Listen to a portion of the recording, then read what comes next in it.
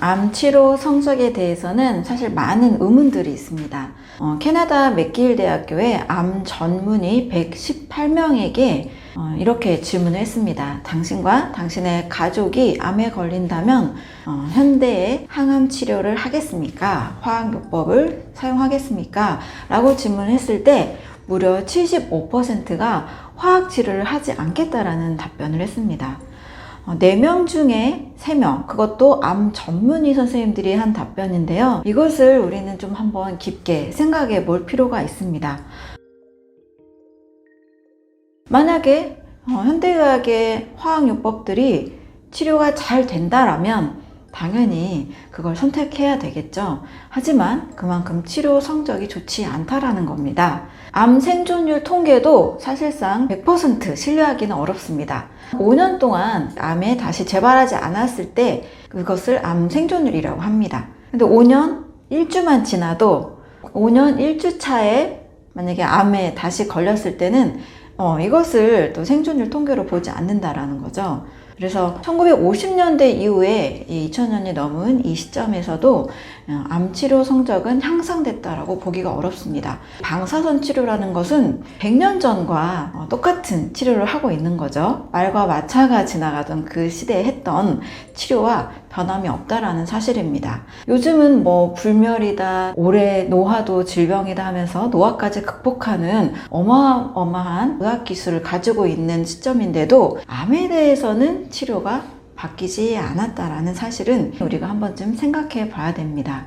심지어 이제 많은 항암제 쪽도 보면 암 전문의들의 수입의 3분의 2가 이 항암제에서 수입이 있다라는 얘기들도 있습니다. 그래서 우리가 암에 대해서만큼은 다시 한번 재조명을 하고 나와 우리 가족이 암에 걸렸을 때 정말 어떻게 치료할 것인가는 깊게 생각해 볼 필요가 있습니다. 유전자 게놈 프로젝트가 완벽하게 분석이 됐는데도 불구하고 암에 대한 치료 접근은 굉장히 유전적으로는 해결이 안 되고 있었죠. 표적 치료제다, 면역 항암제다 해서 1세대 세포독성 항암제에 비해서 항암제가 많이 발달하고 바뀌긴 했습니다. 그래도 여전히 1세대 세포독성 항암제를 많이 쓰고 있는 현실에 있고 암세포가 계속 유전자 돌연변을 일으키기 때문에 암은 또 유전자에 기인한 질병이 아니다라는 것에 더 많은 흐름들이 모아지고 있습니다. 많은 질병들은 그에 따른 증상들이 사실 비슷합니다. 폐 질환이라면 폐 증상에 따른 질환들이 따라오고 감염성 질환이라면 그에 따른 열이 난다든지 구토를 한다든지 이런 감염성 질환에 대한 증상이 비슷합니다. 그런데 암만큼은 이런 2차 질환이 너무 다양하다라는 것을 확인한 거죠.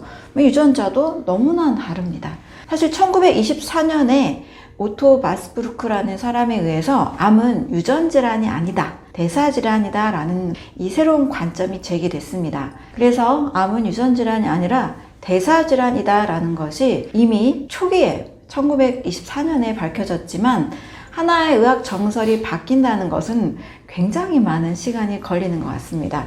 무려 거의 100년이 지난 2012년에 토마스 세이프리드라는 사람에 의해서 암은 대사질환이다 라는 책이 다시 나오고 이때부터 좀 더 주목하기 시작했습니다. 최근에는 후속 유전학 발견에 의해서 DNA 자체보다 DNA가 변하는 그 환경에 더 주목하기 시작했습니다. 이러한 관점으로 볼 때 암은 유전질환이 아닌 대사질환이다 라고 조금 더 정확하게 확인이 되어 가는 것 같습니다. 암이 대사질환이라는 측면에서 본다면 더더욱이 종양을 제거하고 화학요법이나 방사선 치료나 또 이런 수술에 의해서 암을 접근하는 방식은 더더욱 본질적인 접근은 아니라고 할 수가 있습니다.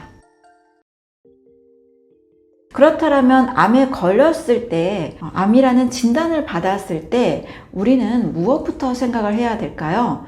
대부분의 사람들은 내 암의 크기가 얼마나 되고 또 어떻게 수술을 해야 되고 어떤 약을 먹어야 되고 어떻게 이제 생활해야 될까 라는 것만 생각하기가 쉽습니다. 그러나 암은 대사질환이다 라는 측면에서 본다면 이보다 더 중요한 질문들을 한번 해봐야 됩니다. 진짜 질문은 암이 왜 생겼는지, 왜 내 몸이 내 몸을 혹사시킬 만큼 내 몸이 목숨을 걸고 싸워야 될 만큼 내가 무슨 일을 하고 있는지 또는 무슨 일을 하지 않았는지를 생각해 봐야 됩니다. 또 왜 암이 병이라고 생각하는지를 다시 한번 생각해 봐야 됩니다. 그리고 세 번째는 암이 사람을 정말 죽이는지에 대한 것도 다시 한번 생각해 봐야 됩니다. 자, 이런 질문들은 보통 많이 하는 질문들이 아닙니다. 이 세 가지 질문에 대한 배경은 암은 사람을 죽이는 것이 아니고 어떠한 신진대사에 의해서 또는 나의 라이프 스타일에 의해서 생겨난 것이고 또 나의 라이프 스타일을 교정하면 다시 암은 사라질 수도 있다는 것을 전제를 합니다. 자, 이런 관점에서 보면 암은 내 인생을 다시 한번 돌아보게 만드는 하나의 전환점이 될 수 있고 오히려 새로운 기회가 될 수 있다는 상당히 큰 희망도 제시를 합니다. 우리가 암이라는 것을 경험하고 또 다른 건강한 삶을 만들 수도 있다는 거죠. 실제 미국과 유럽과 또 우리나라에서도 암이라는 것을 경험하고 더 몸이 건강해지고 또 더 나은 삶이 된 분들의 사례가 아주 많습니다. 나와 우리 가족이 암을 경험하고 있다라면 이것을 어떻게 없애고 어떻게 무슨 약을 먹고 이것보다는 나의 삶을 되돌아보고 나의 삶과 또 나의 건강한 몸을 위해서 다시 설계하는 방향으로 생각하시면 좋겠습니다. 암은 비정상적인 세포들이 통제를 벗어나서 성장하고 전이 되는 특징을 가진 질병을 뜻합니다. 종양이라는 것을 인식할 때는 약 1세제곱cm, 10억 개의 세포가 모인 상태에서 1기라는 진단을 하게 됩니다. 암세포의 특징은 무한 증식한다는 특징이 있고 세포의 수명을 결정하는 텔로미어라는 유전자의 영향을 받지 않아서 영원히 사는 세포라고 할 수가 있습니다. 이렇게 생각하면 암은 굉장히 무서운 세포이고 없애야 되고 태워야 되고 죽여야 되는 세포로 인식하기 쉬운데요. 암세포의 특징 세 가지에 대해서 말씀을 드리겠습니다. 첫 번째로 암은 사람을 죽이지 않는다입니다. 암세포가 정상세포를 죽이게 하는 어떤 특정한 독소를 뿜거나 또 정상세포를 치명적으로 공격해서 죽인다라는 과학적 근거가 있을까요? 사실상 이 근거는 없습니다. 때로는 종양이 너무나 커져서 뇌신경세포나 혈관을 만약에 막는다라면 그때는 문제가 될 수 있습니다. 그러나 위 점막벽에, 위벽 안에 또 어떤 조직 안에 작은 혹으로 생겼을 때 이 혹에서 무시무시한 물질을 내뿜어서 정상세포를 파괴할까요? 그렇지는 않는다라는 것입니다. 그래서 암세포 자체가 정말 독소를 내뿜어서 무서운 건지 또는 이 암세포를 해결하기 위해서 사용하는 항암제가 더 무서운 건지 우리는 좀 정확하게 확인을 할 필요가 있습니다. 암세포가 사람을 죽이지 않는다라는 근거는 사실상 여러 가지가 있습니다. 영국의 의학 전문지로 유명한 랜싯에서는 조기 암 검진이 오히려 불필요한 치료로 이어지는 경우가 더 많다라고 이야기를 합니다. 왜냐하면 갑상선암이나 췌장암이나 전립선암의 경우에는 알지 못한 채 그대로 그냥 가지고 있다가 오히려 사망 후에 부검에서 발견되는 확률이 30에서 40% 더 많다는 것이 확인이 됐습니다. 그러면 이 암으로 인해 사망한 걸까요? 그렇지 않은 겁니다. 다른 질병 또는 교통사고로 인해 사망을 했는데 몸을 부검하다 보니까 종양도 있더라라는 것을 확인하게 된 거예요. 그러면 이 종양들이 갑상선이나 췌장이나 전립선에서 발견된 이 종양들이 사람을 죽이는 역할을 하지 않았다라는 것을 뜻합니다. 남성 사망자의 그 몸을 또 부검을 했을 때 약 33%는 전립선암이 발견이 됐습니다. 그러나 이 전립선암으로 사망하는 확률이 1%밖에 되지 않았다라는 거죠. 또 75세 이후에 전립선암에 걸릴 확률은 무려 50%가 되는데요. 역시 전립선암으로 사망하는 확률은 0.1% 정도밖에 지나지 않았습니다. 이러한 근거들이 사실 너무나 많습니다. 이런 종양들은 마치 우리 피부에 사마귀가 나거나 여드름이 났을 때 그것으로 인해서 치명적인 증상이 오는 게 아니잖아요. 이것처럼 몸속에 작은 혹들로 그냥 존재하다가 때로는 사라지기도 하고 때로는 다른 질병으로 인해서 사망하기도 하는데, 너무나 많은 이 조기 검진이나 건강검진으로 인해서 항암제나 다른 사고로 전이 재발돼서 사망하는 것도 훨씬 더 많다라는 것을 뜻합니다. 그렇다면 암은 걸리기 어려운 걸까요? 암은 걸리기 어렵다라는 이야기도 말씀을 드리겠습니다. 제가 국립암센터에서 암세포를 배양해서 종양 모델을 만들기 위해서 주입하는 실험을 했습니다. 이 마우스는 오히려 면역력이 더 떨어져서 암에 걸리기 더 쉬운 모델입니다. 왜냐하면 면역기관인 흉선을 제거한 마우스입니다. 이 마우스는 면역력도 더 떨어져 있는 상태고, 최소한의 이 혈액에 있는 백혈구 정도, 또 림프 기관밖에 없는 상태입니다. 아주 중요한 면역기관인 흉선이 없기 때문이죠. 이 마우스에 암세포를 심습니다. 논문에는 3 곱하기 10의 3승, 약 3000개 정도의 암세포를 주입하면 1세제곱cm의 종양이 잘 만들어진다라고 되어 있습니다. 저도 이 프로토콜대로 암세포를 세서 동물의 피하에 이제 종양 모델을 만들기 위해서 주입을 했습니다. 그런데 실험이라는 게 잘 진행이 되면 좋겠는데, 제가 3000개의 암세포를 주입을 했는데도 불구하고 동물의 이 피하에 동그란 이 종양이 생기는 게 쉽지 않았습니다. 저는 모델을 만들어야 되니까 3000개에서 안 됐으면 이제 어떻게 해야 될까요? 암세포를 더 늘려야 되겠죠. 3만 개, 10배를 더 늘렸습니다. 그런데도 한 2, 3주가 지나도 이 종양이 잘 생기지 않는 거예요. 자, 이런 식으로 3만 개, 30만 개, 300만 개, 제가 무려 3천만 개까지 세포수를 늘려서 겨우 종양을 만들어냈습니다. 이 마우스는 100g도 안 되는 아주 조그만 마우스거든요. 이 조그마한 마우스가 300만 개의 이 암세포들을 어떻게 했을까요? 최소한의 면역력으로도 마우스는 암세포를 처리했다는 뜻이 됩니다. 암세포를 좀 넣는다고 해서 암이 쉽게 걸리지는 않는다라는 겁니다. 사람의 몸도 원래 암이 잘 생기도록 만들어진 몸이 아니라는 거예요. 옛날에 비해서 요즘 사람들이 훨씬 암에 많이 걸리잖아요. 그 이유는 뭔가 환경이 많이 바뀌고 다양한 요소들이 암이 생기기 쉬운 토양으로, 몸의 체질로 바뀌었다는 뜻입니다. 사람이 정상적으로 먹어야 될 음식을 먹고 좋은 환경에서 좋은 생각을 하면서 산다라면 암은 결코 쉽게 걸리지 않은 병이 될 것입니다. 암은 갑자기 걸리는 것도 아니고 어떤 유전자에 의해서 걸리는 것도 아니고 더 쉽게 걸리는 병도 아니라는 점을 꼭 이해를 하시면 좋겠습니다. 암의 두 번째 특징은 암은 대사질환입니다. 유전자 개놈 프로젝트가 완성이 됐지만 암은 정복되지 못했습니다. 유전질환이라면 어떤 특정 유전자에 대해서 치료를 하면 극복이 돼야 되는데, 암은 전혀 다른 특이적인 유전자들이 너무나 많다라는 거죠. 암세포마다 유전자가 너무나 다르고, 또 유전자 치료를, 표적 치료를 하다가도 암세포는 또 돌연변이를 일으킵니다. 그래서 암은 토마스 사이프리드에 의하면 대사질환이다 라고 다시 한번 개념이 정리가 됐습니다.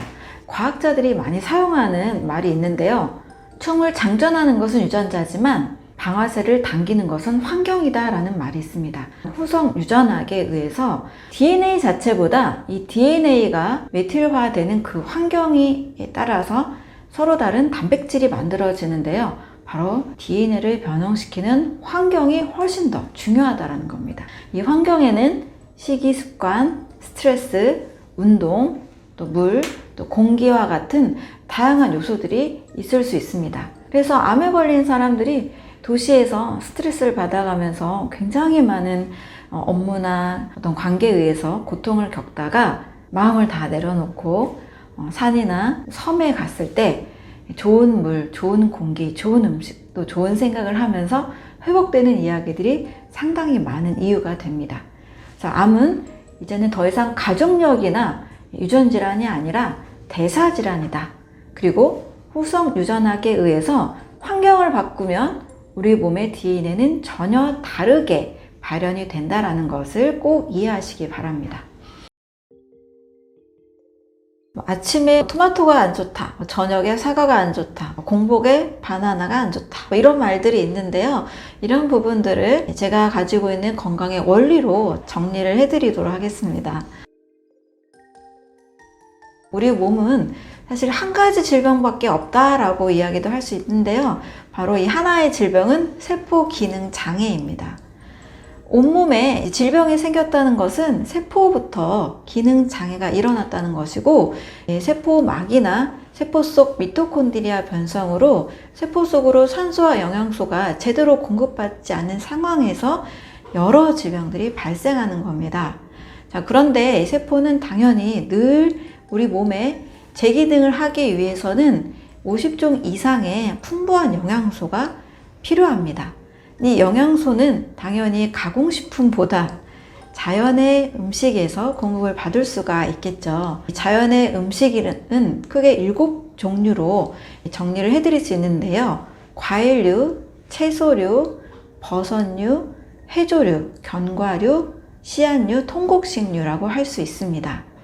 당연하게 햄버거나 치킨이나 피자가 건강에 이롭기 때문에 꼭 먹어야 된다라고 알고 계신 분은 없으시잖아요. 우리가 일상적으로 먹다 보니까 그 음식을 좋아하게 돼서 끊기 어려운 음식이 돼버렸는데요. 이러한 가공식품에서는 세포에 필요로 하는 영양소는 거의 공급받지 못하고 오히려 불필요한 독소만 공급받게 됩니다. 그러면 이런 영양소를 공급받으면서 나도 모르게 먹었던 좋지 않은 음식들의 독소를 내보내기 위해서는 아까 말씀드린 7가지 음식을 충분히 먹어야 됩니다. 그런데 이 음식들은 아무 때나 대충 먹기보다는 반드시 소화가 잘 되는 시간에 소화가 잘 되는 음식들로 구성하는 것이 좋습니다. 섞어 먹기보다는 단순하게 먹는 것이 좋은데요. 예를 들면 아침에 사과가 좋다라는 말은 다 알고 계실 거예요. 자, 그런 식으로 아침에는 소화 효소가 필요 없는 단순한 음식이 좋습니다. 단순한 음식은 수분이 90%로 이루어진 과일류가 제일 소화가 잘 되는 음식이죠. 그런데 때로는 아침에 토마토가 안 좋다, 공복에 바나나가 안 좋다, 이런 과일에 대한 저격도 있는데요. 저는 그게 왜 안 좋을까라는 근거를 찾아봐도 찾을 수가 없습니다. 아침에 예를 들면 이런 경우는 있어요. 아침에 산 분비가 너무 심해서 신 과일을 먹었을 경우에 속이 쓰린 분들이 있습니다. 그래서 사과를 먹으면 속이 쓰려요, 이런 분들 계시는데요. 저는 그럴 경우에는 사과 드시지 마세요 라고 말씀을 드립니다. 내 몸의 상태가 그 과일을 또는 채소류 음식을 내 몸이 안 좋아서 소화를 못한 거지, 아침 시간에 토마토가 나쁘다라는 것에 대해서는 전혀 근거가 없습니다. 또 저녁에 사과를 먹으면 안 좋다라는 말도 있는데요. 저의 경우에는 저녁에도 사과를 먹습니다. 가끔 사과를 저녁에 먹어서 또는 공복에 바나나를 먹어서 고구마를 먹어서 위산 분비가 많이 나오는 경우에 불편함을 느끼는 사람들이 있어요. 그럴 때는 그 음식을 굳이 전 드시라고 말씀드리진 않습니다. 편안하게 소화가 잘 되는 음식을 드시면 돼요. 공복에 라면을 드시는 것, 스팸을 드시는 것, 햄버거나 치킨을 드시는 것보다 자연 음식을 먹는 것이 훨씬 도움이 되겠죠. 그래서 내가 먹어서 불편할 경우에만 드시지 마시고, 공복에 과일, 공복에 토마토, 바나나, 고구마 소화가 잘 되는 경우에는 전혀 문제가 없습니다. 그래서 내 몸에 꼭 필요한, 세포에 꼭 필요한 50종 이상의 영양소는 당연히 과일류, 채소류, 견과류, 해조류 이런 자연의 음식을 통해서만 공급받는 것이 가장 이상적인 식사 습관이라고 할 수가 있습니다.